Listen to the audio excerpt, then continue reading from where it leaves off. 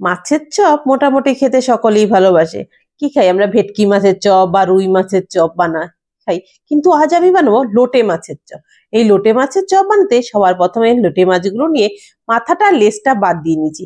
এবার মাঝখানে পেট বরাবর কাঁচি দিয়ে কেটে এবার কাঁটাটাকে বাদ দিয়ে নিয়েছি। তারপর ওটাকে ধুয়ে তার মধ্যে গোলমরিচ গুঁড়ো, নুন, হলুদ, আদা রসুন পেস্ট আর কাসুন্দি দিয়ে ভালো করে ম্যারিনেট করে আমি ঘন্টা দুয়েক রেখে দেবো। দেখতেই পাচ্ছ আমার প্রত্যেকটা মাছের যে ফালিগুলো আছে সেগুলো ভালো করে নিয়ে ম্যারিনেট করে নিই। ম্যারিনেট করা ঘন্টা দুয়েক হয়ে গেছে। এবার দেখতেই পাচ্ছ মাছগুলো।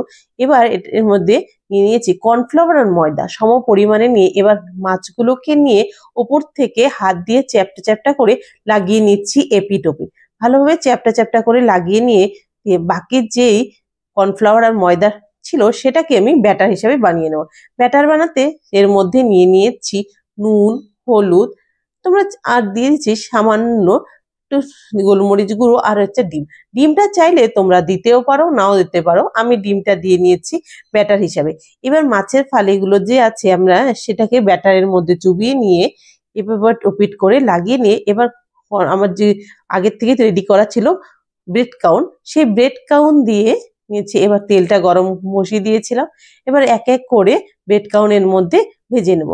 একদম ধিমি আঁচে ভাজবো, যাতে আমি একদম আঁচটা বাড়াবো না, যাতে পুড়ে না যায়।